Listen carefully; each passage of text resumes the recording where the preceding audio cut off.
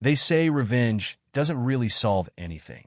It's just a hollow victory, and in the end, you only end up feeling worse. But honestly, I'm not so sure I believe that. I got back at my wife, and I destroyed her career. Do I feel bad about it? Well, maybe a little less than I should.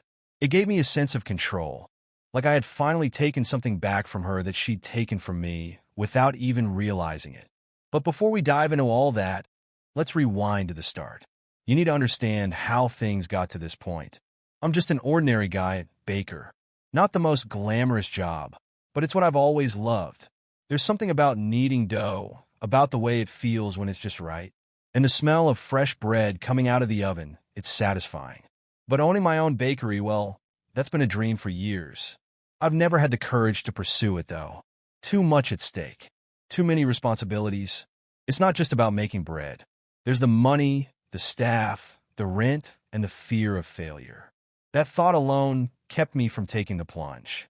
So I stayed where I was, working in someone else's bakery, doing my thing while the dream of owning my own place stayed on the back burner. My wife, though, was nothing like me. She was always after the next big thing. A director at some fancy corporation. One of those jobs where people wear expensive suits and sit in glass-walled offices all day. She managed teams, led projects. I didn't understand half of what she did, but it paid well. Very well. And I know what you're probably thinking. She made more money than me, and that should have bothered me, right? But it didn't. Not at first. We were different, but I loved her. Back then, I didn't care that she was climbing the corporate ladder while I was in the bakery, covered in flour, making bread for the neighborhood. Her job was demanding, but we still found time for each other. I never thought her success would be something that came between us. If anything, I was proud of her. She was a force to be reckoned with, and I admired that. But over time, things started to change. It happened slowly, like a trickle that eventually turns into a flood. She started staying late at work more and more. At first, I didn't think much of it. Her job was important, and I didn't want to be the guy complaining about her working hard. But then came the business trips. Always another meeting, another conference, another urgent matter that pulled her away. And when she was home, it felt like she wasn't really here. She was physically there, but emotionally, she seemed distant, detached. I remember the first time I really noticed it. We were on the couch, watching some movie I don't even remember. But instead of curling up next to me like she used to, she was fixated on her phone, barely even looking at the screen. I tried to ask about her day, but she just gave me one-word answers like I was some afterthought. Something in my gut twisted, but I brushed it off. She was just tired, I told myself. Work stress. Nothing more. But it didn't stop. It got worse. I'd ask her about her day, and she'd snap at me, saying she was too tired to talk. Or she'd come home hours late, smelling like a perfume I didn't recognize, and she wouldn't offer any explanation. I wanted to confront her, but I didn't. Why? Because her job was important. She was the one bringing in the real money, the one covering the bills. How could I accuse her of anything when she was the one paying for most of our life?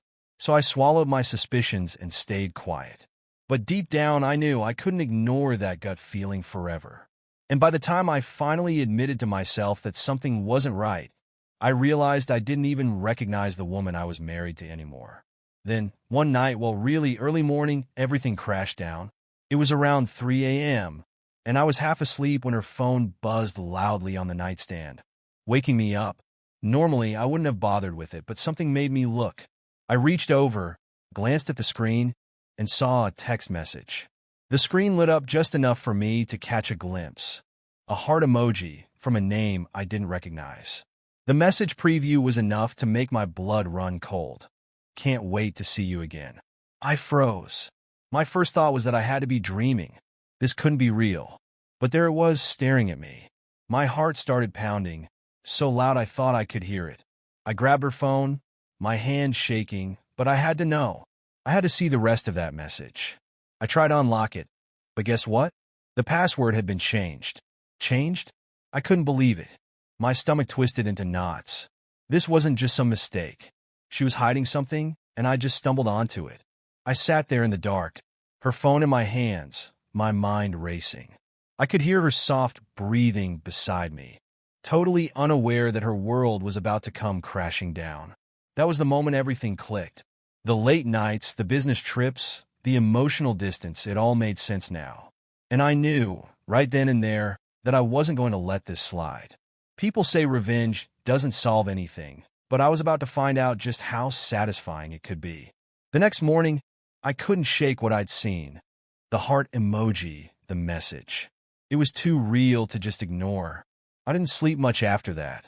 When my wife finally woke up, I was ready.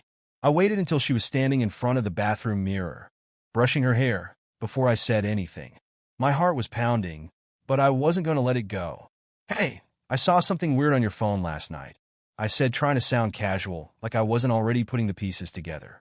She looked at me in the mirror, her face unreadable. "What do you mean?" she asked, not stopping what she was doing. "It was a text at 3 a.m. from someone with a heart emoji," I said, watching her carefully. I was waiting for the guilt to show, for that little crack in her composure, but nothing.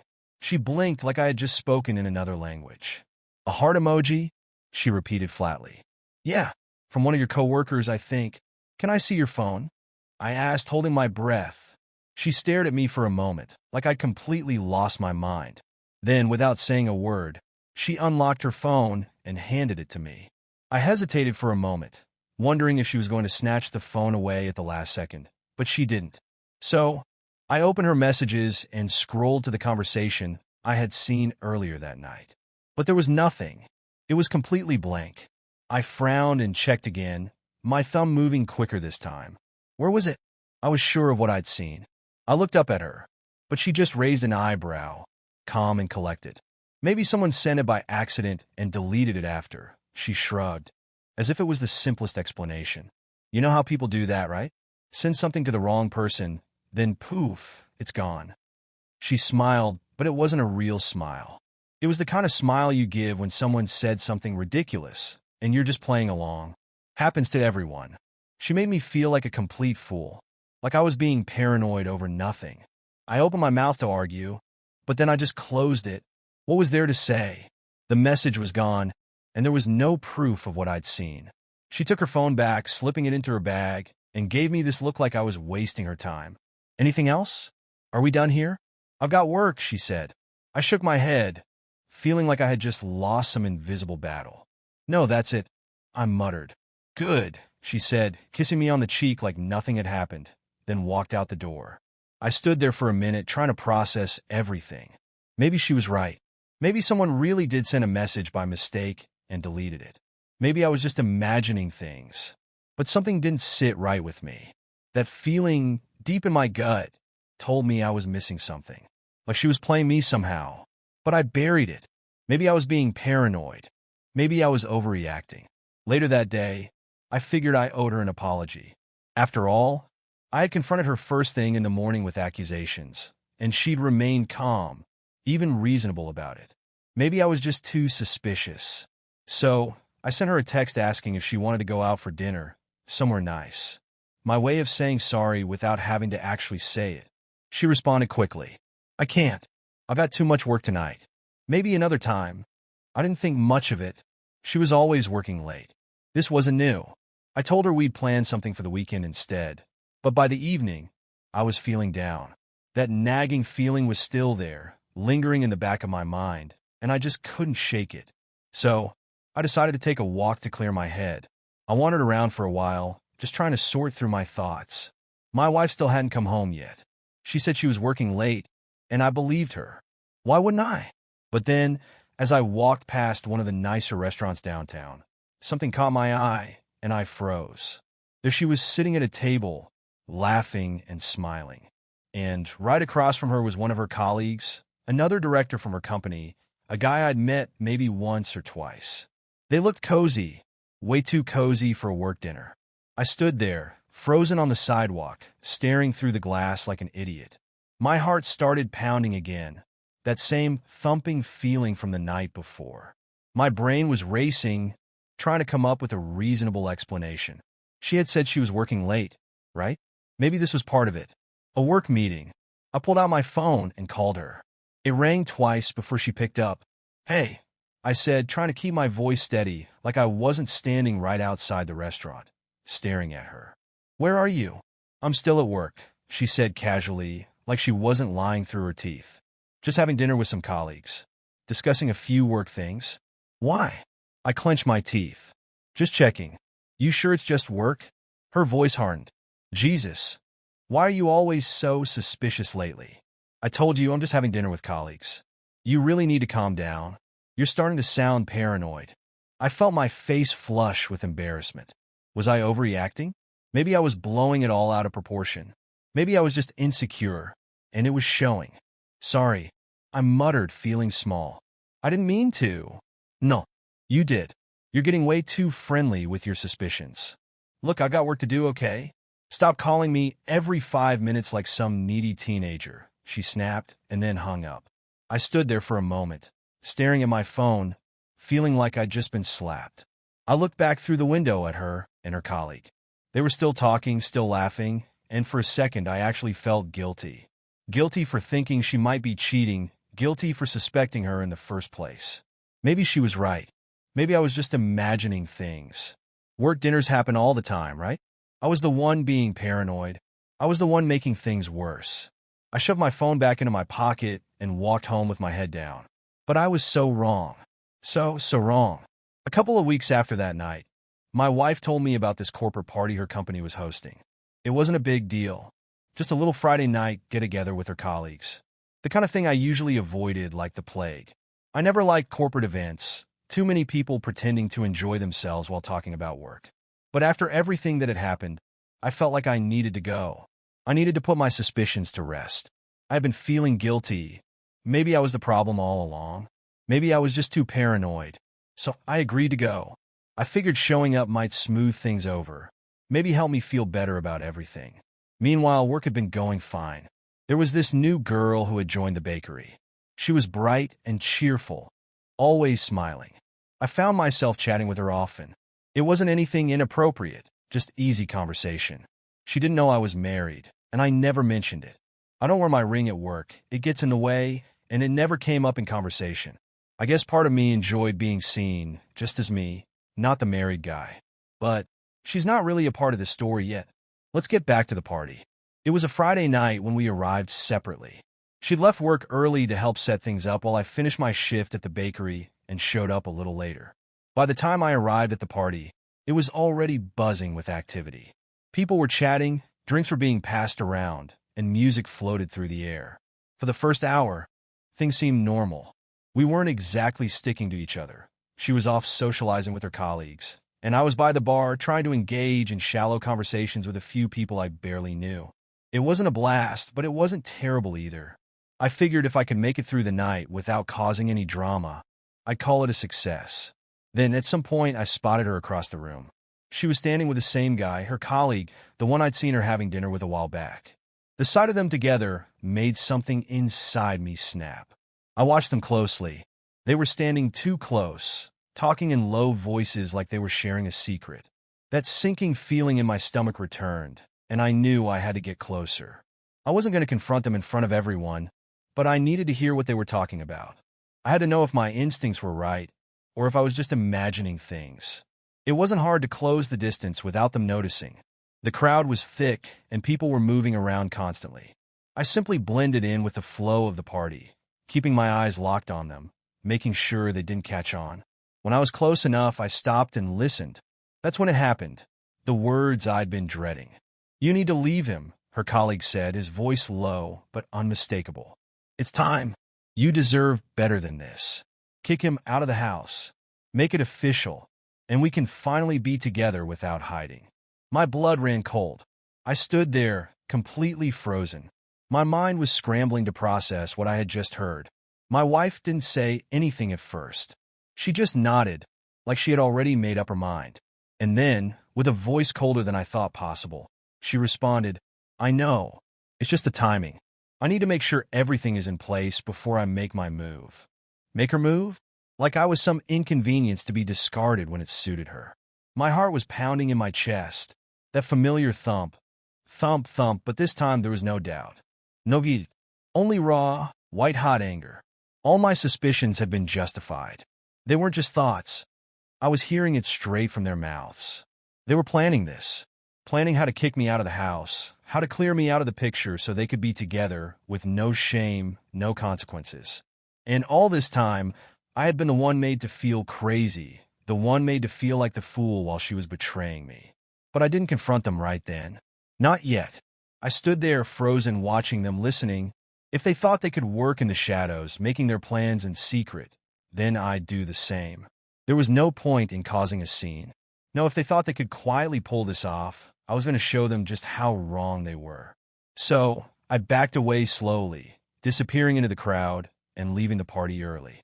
I didn't say goodbye to anyone. I just walked out the door, my mind already racing, plotting my next move. That night, all I could think about was what I had overheard. My wife, plotting to throw me out like I was nothing. The anger simmered in me, but I knew I had to be careful. I wasn't going to blow up. Not yet. I had to play this smart. I spent days running scenarios in my head. I knew what I had to do. If I was going to get back at her, I needed to hit her where it would hurt the most, her career. I wasn't going to let her and her slimy colleague just waltz off into the sunset while I was left in the wreckage. I needed to make sure she lost everything, just like she was planning to do to me. That's when the plan started taking shape. I knew about a competitor of her company, a business that had been working hard to steal market share from her firm. They never quite succeeded, but they were persistent. I figured if I could get them some inside information, some sensitive work data, it would be enough to shake things up for her company, maybe even cost her her job. But how was I going to do it? I couldn't get into her phone. She'd made sure of that with her new password. But her laptop? That was another story. She worked from home a lot, but on weekends, she barely even touched it. It was always sitting there in the living room, closed and collecting dust. I had seen her use it often enough to know what was on it. Emails, files, presentations, everything.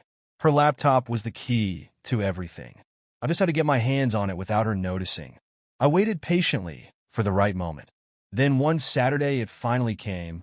We were having one of those typical lazy weekends. She was sprawled out on the couch, scrolling through her phone, and I casually mentioned that I had a business trip coming up. It wasn't a big deal. Just a simple, hey, I've got work to do, I'll be back tomorrow type of thing. She barely looked up. Okay, cool, she said, still engrossed in whatever was on her screen. No questions, no objections. Just indifference. And that made it easier. She didn't care where I was going or what I was doing. She was so wrapped up in her own world that she didn't even notice me packing my bag. What she didn't see was me slipping her laptop into my backpack, along with my clothes. She never used it on weekends anyway, so I knew she wouldn't miss it for a day. I left the house, and once I was in the car, I drove straight to a service center. I wasn't a tech expert, so I needed help with the next part. I told the guy at the center that I needed everything backed up from her laptop. Work files, emails, anything of value. He didn't ask any questions. Didn't even blink. I was paying for the service, and as far as he was concerned, the laptop was mine. An hour later, I had a complete copy of everything. Her emails, her work documents, her confidential files.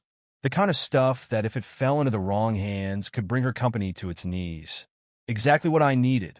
I didn't bother going through it all. I didn't care about her personal life. That wasn't my focus. All I wanted was to destroy her career. Once I had everything I needed, I drove back home, calm on the outside but buzzing with excitement inside. I returned the laptop to its exact spot, untouched, as though nothing had happened. She was still lounging around, completely unaware that her entire professional life was now in my hands. I kissed her on the forehead like it was just another day and went about my evening, pretending everything was normal. But inside, I was electric with power. She had no idea, but I was already 2 steps ahead of her. While she was busy scheming with her colleague, planning her exit, I was working on my own strategy. The question now was how I was going to play my cards. After overhearing that conversation at the party, I couldn't stop thinking about my next move. Taking her down, destroying her career, was the goal. But I had to be careful. No one could trace this back to me. It had to hurt her in a way that would echo through her entire life.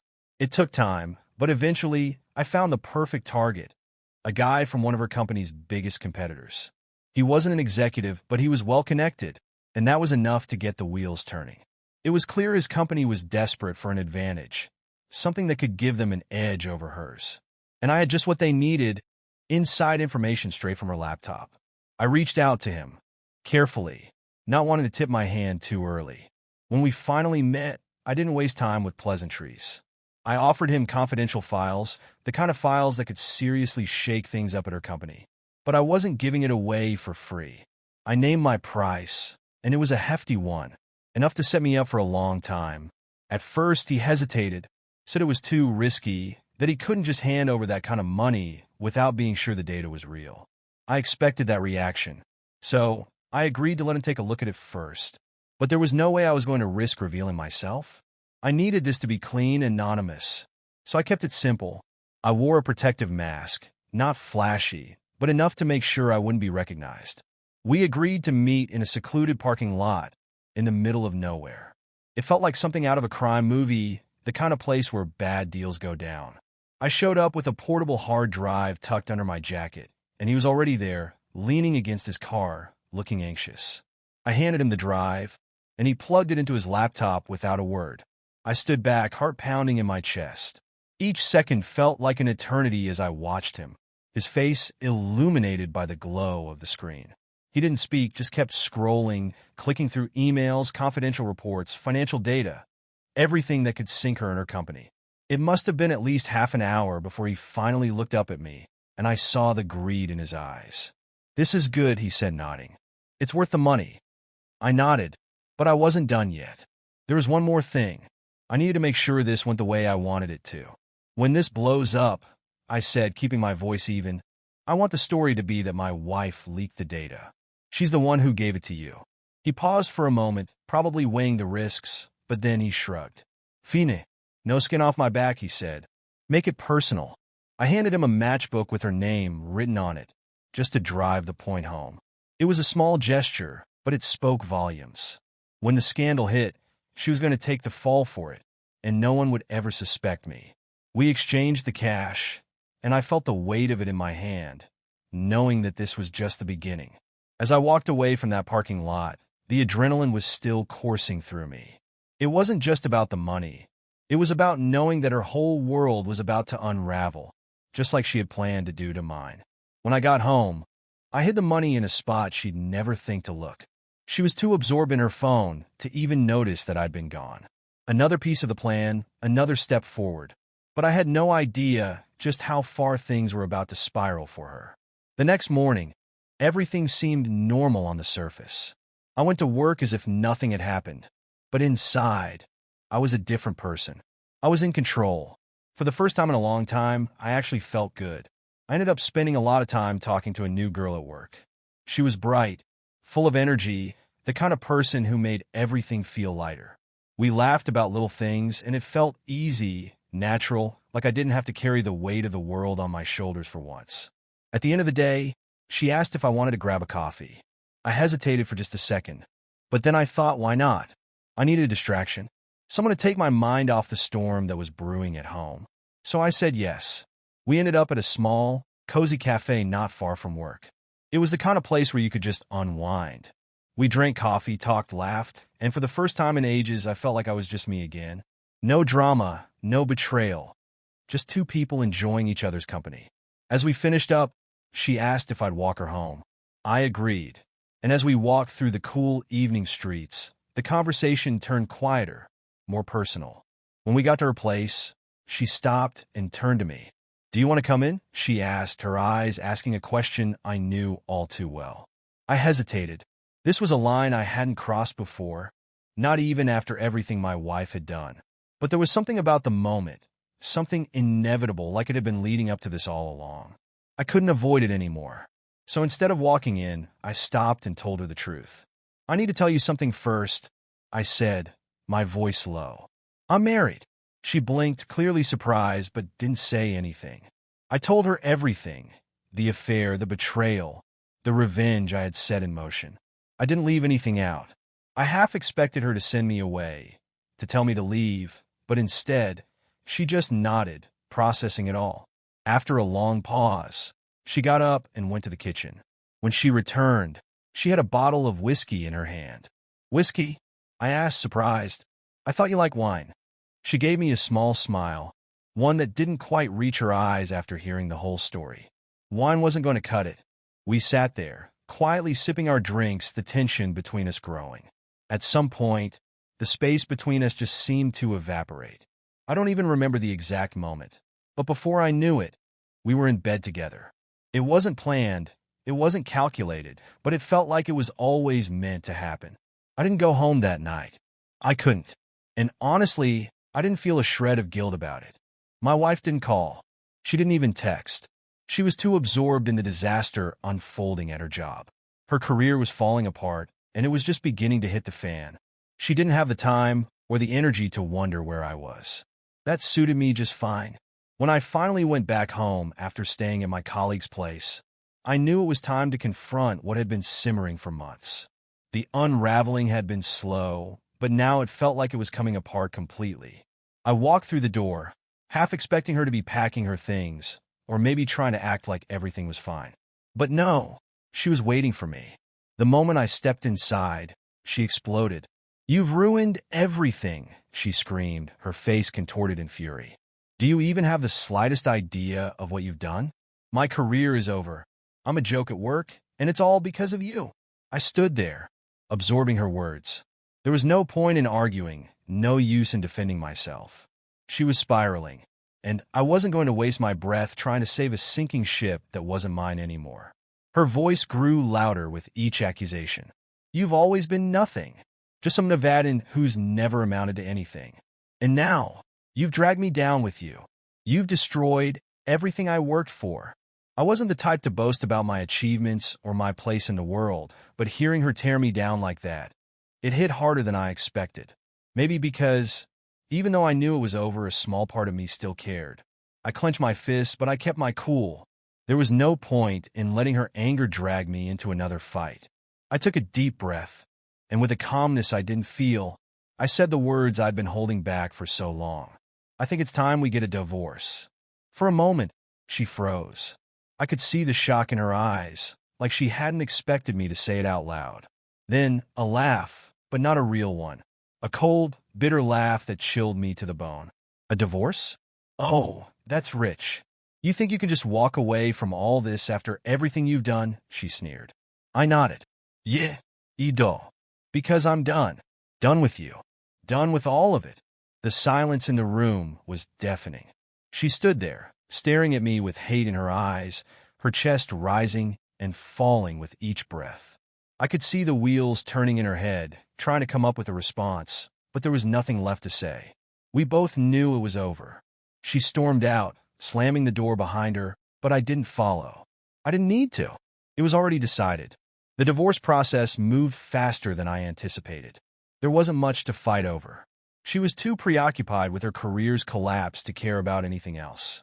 And I was too drained to argue about anything but making my escape. But as the dust settled on the ruins of my marriage, something unexpected started to grow. I kept seeing my colleague, the one who had been there for me through everything. We didn't rush into anything, but there was a connection. It was easy, comfortable, a refreshing change from the constant tension of my old life. I finally did something I'd never had the guts to do before. I bought the bakery I'd been working at. It was mine now. No more punching the clock for someone else, no more worrying about failing. It was a huge step, and it felt incredible. For the first time in a long time, I was building something for myself. Life started to shift in ways I hadn't anticipated. My new relationship was going great. We laughed. We enjoyed each other's company. It felt effortless, like I could finally breathe again. And for the first time in a long while, I didn't feel weighed down by the past. The words my wife had thrown at me, about being some worthless Nevadan who never achieved anything, still echoed in my mind, but now they felt hollow. I had built something, I had made something of myself, and it was more than she could ever understand. As for her, I didn't keep tabs on her downfall. I heard rumors. Her situation at work was getting worse, but I didn't care enough to dig into the details. She was facing the consequences of her own decisions, and I had my own life to focus on.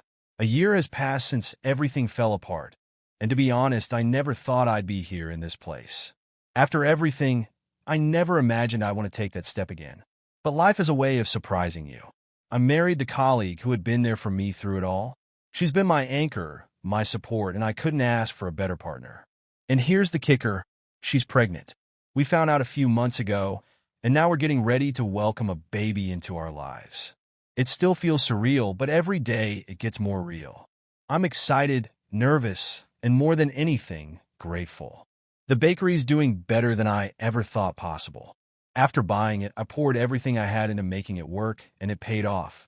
The business is thriving, and I've even had to hire extra help to keep up with demand. It's still hard work, but it's the kind of work that feels meaningful. Looking back, I can hardly believe how much has changed in just a year. A year ago, I was at rock bottom. Now I've built something real for myself. My ex is out of my life, and I've moved on completely. I've let go of the anger and the resentment. I just want to thank everyone who followed along with my story, who offered advice, support, or kind words. You don't know how much it helped me through the tough moments. Reading your comments, knowing people cared, it made all the difference. Thank you. Here's to new beginnings, better days, and the future ahead.